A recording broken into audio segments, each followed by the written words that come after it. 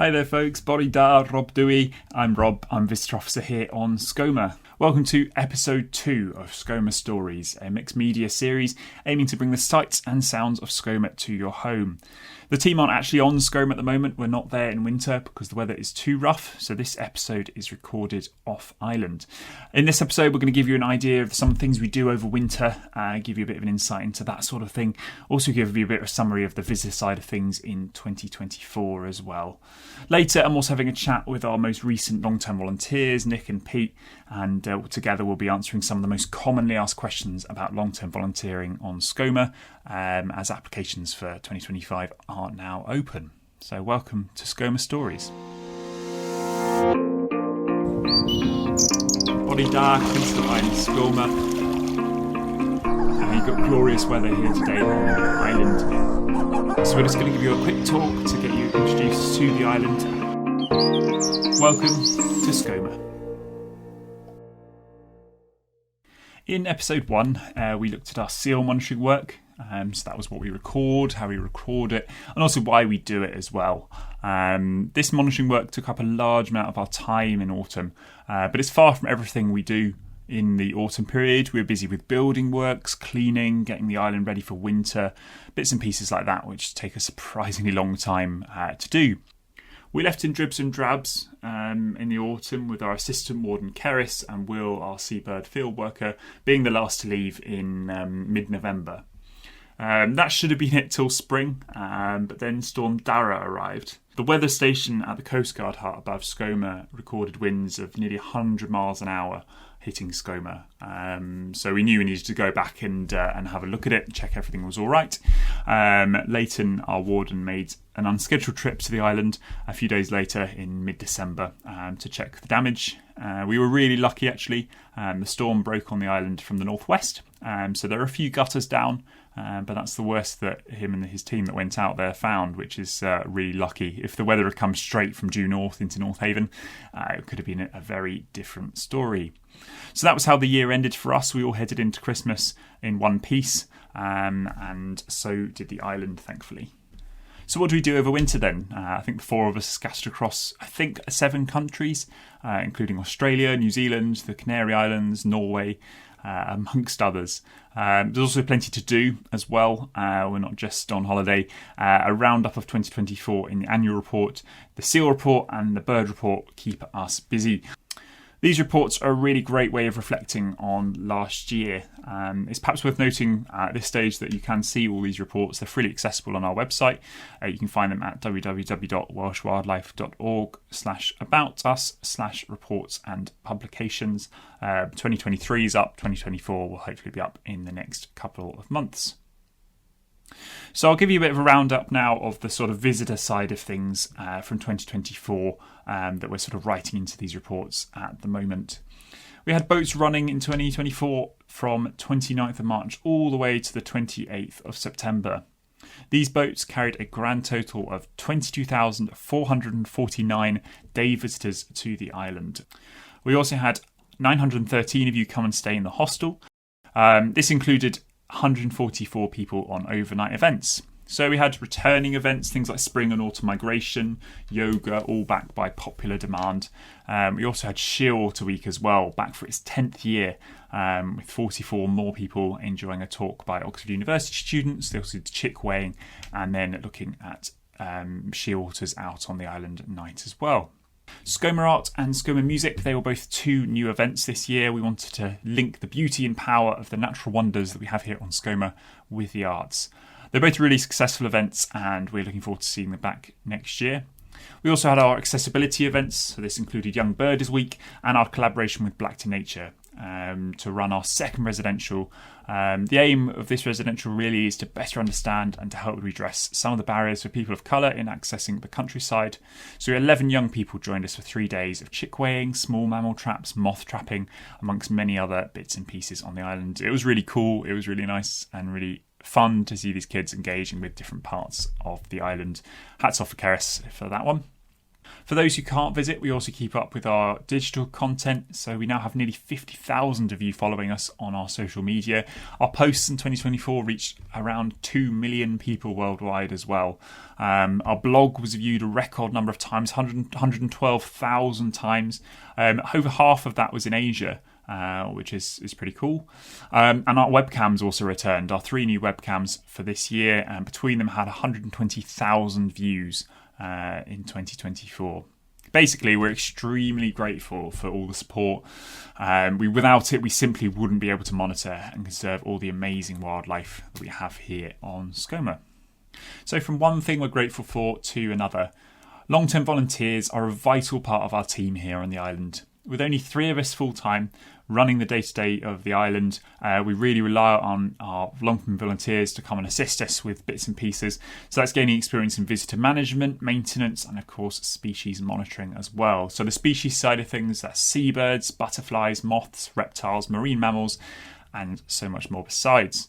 Applications for 2025, they're now open. And to give you a bit more information about being a long-term volunteer and to help me answer some of those most commonly asked questions, I caught up with Nick and Peter Richards, not related, our most recent long-term volunteers from autumn 2024. Hello, how are you doing, guys? Hi. Hello. Nice to be thinking of Skomer again. Yeah, absolutely. How was your Christmas? Yeah, it's nice. It's definitely been quieter for me since Skomer. Like when I was on Skomer, I was like, right, making the most of every minute and doing things all the time. And then I left and I was like, now what do I do with my time? Yeah, but it's been nice, quiet, relaxing time over Christmas. Yeah, Christmas was nice for me as well. It was brief. Nipped back home to South Wales for just under a week to see family and friends, which was a good break, and then back up to Sheffield for work. It's been busy, but also managed to get out and about with the nice cold weather we've had. It's been great. So we'll start off with the big one, the $1 million question that people ask all the time on the applications. Can you describe what a typical day or a typical week looks like on Skomer as a long-term volunteer? Perhaps Nick, take this one first. It is that kind of cliche phrase of it's different every day kind of thing, but it genuinely is. And I can say that without hiding anything, something like that. Yeah, it's really nice how it changes over the season. So when we joined in early July, it was still all the puffins were there, kind of peak visitor numbers every single day. So, say the majority of our time was kind of talking to the public.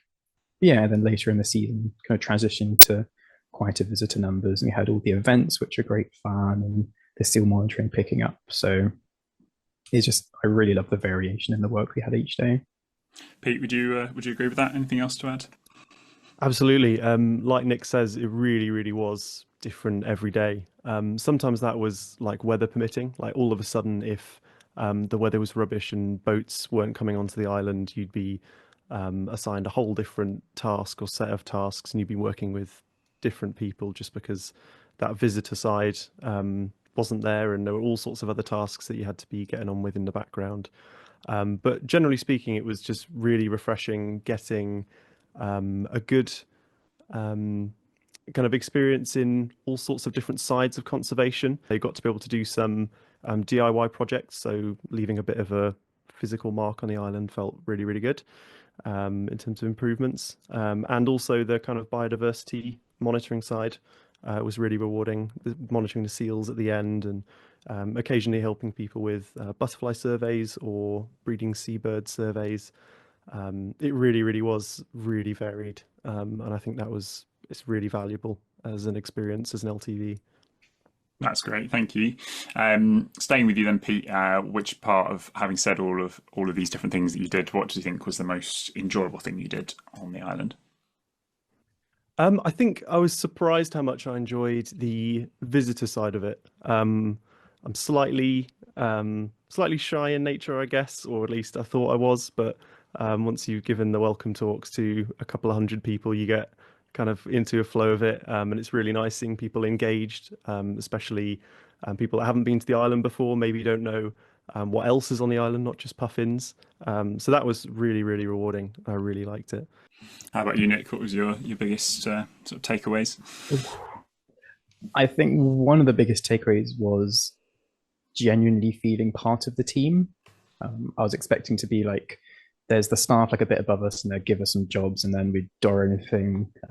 But it really felt like we were on level with all of you guys. We were given responsibility. We felt like we've been given our fair share as such of like jobs and responsibility. So we'd go and do our own thing without needing to go ask for help too much or being looked over too much. It felt really nice to have that independence, but also that support if we did need it.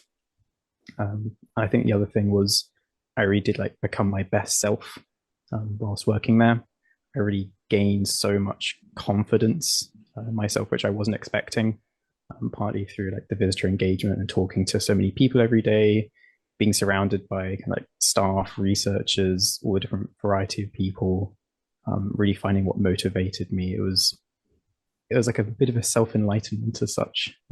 But yeah, I really, really valued it. And it was just amazing to see what I could see myself afterwards. That's amazing. I think I might use that as the slogan for LTVing. Become the best That's version of yourself. Yeah. Oh, that's great to hear.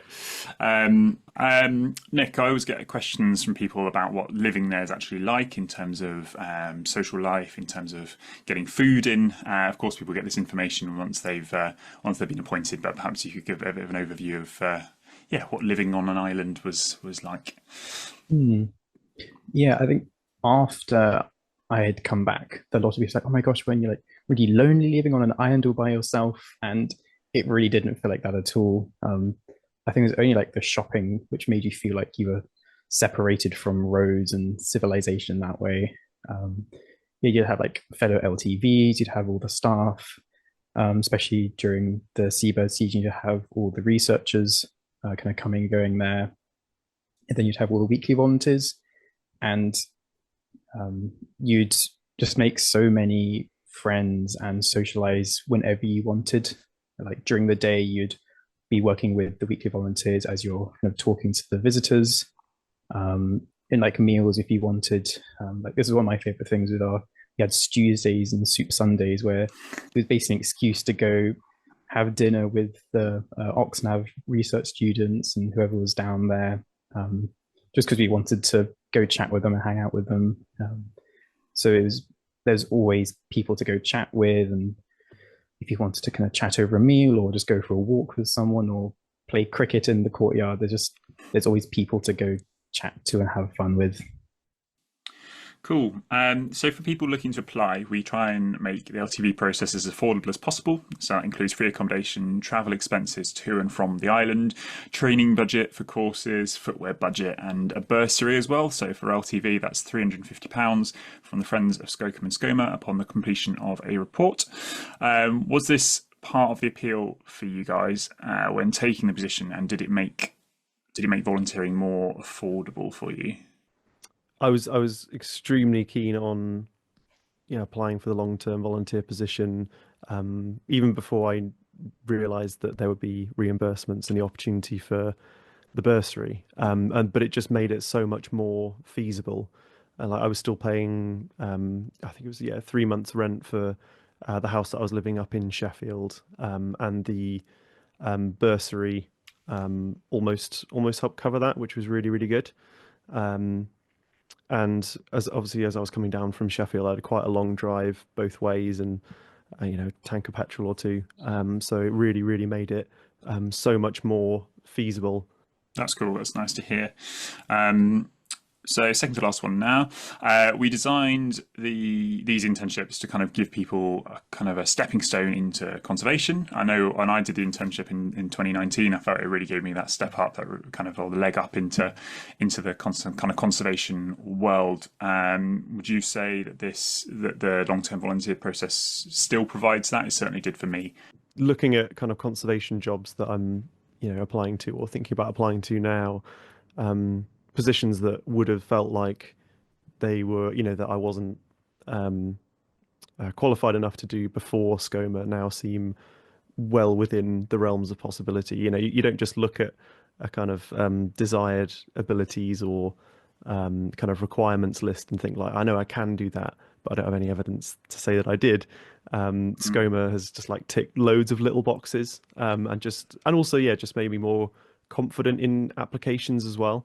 Going through our LTV applications with yourself and Karis and talking about what made them good in some ways, not so good in others, and being able to work out what makes a good application and how other kind of environmental charities do their application process really felt like it gave me a secret hint, to give it an extra edge over other people. Just knowing how they market, what they look for in applications, made me a lot more confident in writing my applications, cover letters, things like that now. Any final thoughts for anyone thinking about applying? Just a short sentence or two about what they should do if they're on the fence about applying. How about Pete first? I would say just go for it.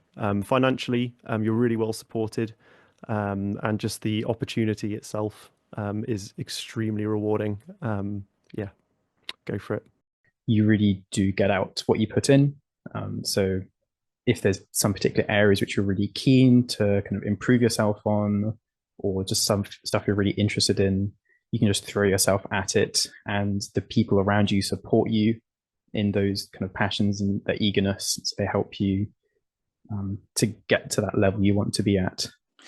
Nice one. I think that's pretty much all we got time for. So thank you both so much for that. It was a real pleasure to catch up with you and see you both again. And it was so nice having you on the island last year as well. And I know we're seeing you both in next year in some capacity anyway. So yeah, I'll see you both, or this year in fact. So I'll see you both pretty soon. Thanks a lot, guys. Thank you so much. Thanks so much. We have 3 long-term volunteer positions in 2025. They're currently being advertised on our website, www.welshwildlife.org/volunteering opportunities/Skomer Island long-term volunteering. So the closing date for that is 23:59 p.m. on Friday the 31st of January. We're also advertising at the moment for a 6 weeks position, seabird monitoring volunteer. Deadline for that's a bit later, for Friday the 21st of February for that one, but we'll cover that in a future episode. That's just about all that we have time for today. So if you're still listening, then thank you so much.